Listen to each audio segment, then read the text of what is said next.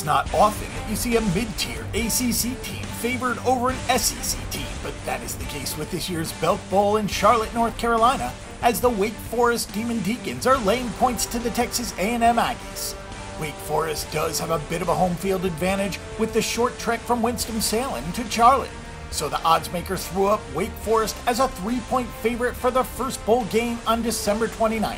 Texas A&M hits the field at 7-5 straight up and about 500 against the spread.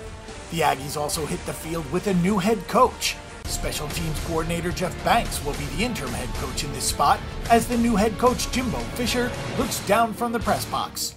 Kevin Sumlin was relieved of his duties after another disappointing year in College Station. There has been a lot of fanfare about the hiring of Jimbo Fisher. It should have bettors wondering how much of this game matters for the Aggies. We get the feeling that the slate will be wiped completely clean after this season. Even though the watchful eyes of Fisher will be evaluating here, there isn't a ton of motivation for the A&M players. The quarterback play and the recruits haven't lived up to the expectations at Texas A&M, and that's ultimately why Sumlin was fired. Nick Starkel and Kevin Mond took turns filling the role this season, and neither one played all that well. Starkel had a better 10-5 touchdown to interception ratio and a higher completion percentage at 57%. But Mond was a better runner and more mobile. Starkel will get the nod here against a pretty solid Wake Forest defense. Texas A&M only had 5.4 yards per play this season, a full yard per play worse than last season. That is embarrassing for the only SEC program in the state of Texas with all of those recruiting riches. Defensively, the Aggies were on pace with last season, which was an impressive development considering the losses of Deshaun Hall and Myles Garrett, who was the first overall pick in the NFL draft. The Aggies also lost top 2 tacklers Sean Washington and Justin Evans.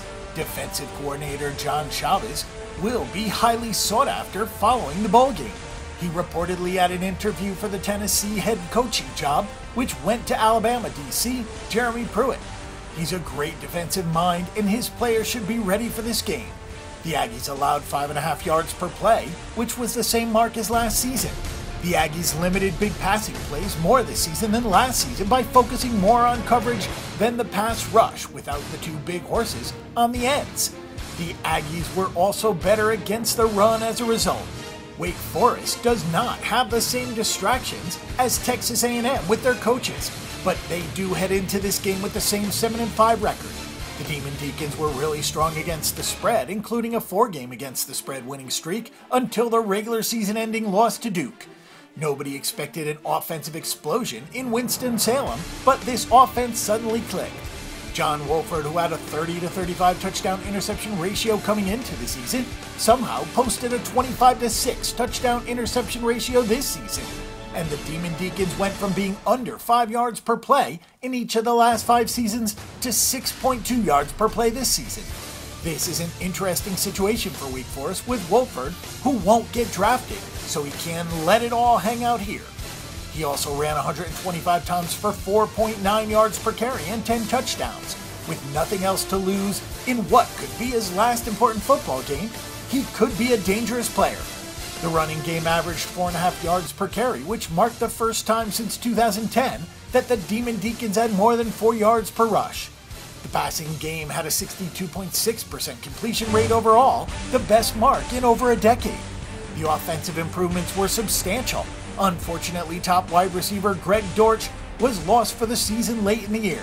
Still, Wake Forest had 4 guys with at least 35 receptions, including senior tight end Cam Serene, who will hear his name called during the draft. The Wake Forest defense did step back a tiny bit, but that was to be expected with the loss of a terrific defensive coordinator Greg Elko. Jay Sawville took over after a successful little run at Minnesota.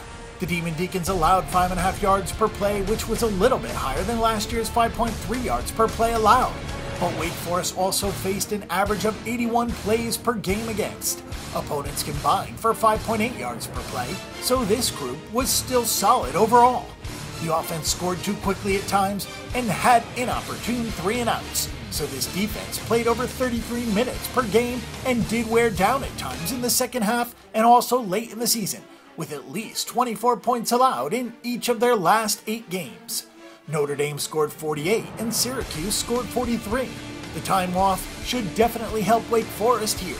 This is right on for our power ratings, but there are so many factors going in Wake Forest's favor that this is one of our favorite plays of the bowl season. Unlike interim spots at Oregon and Florida State, with coaches that the players clearly want to play for, we don't see that here for Texas A&M. Wake Forest may be a little bummed to be in North Carolina for the bowl, but it means less travel, and this is the first time with consecutive bowl appearances since the 2007-8 season. Wake Forest has a highly motivated quarterback looking to give it his all to impress a key decision maker, and Dave Clawson is an excellent head coach. We'll go with the Demon Deacons in a game that may not end up being all that close. For our pick and prediction on this game and every other game this week, and a wealth of free stats and information, check out bangthebook.com.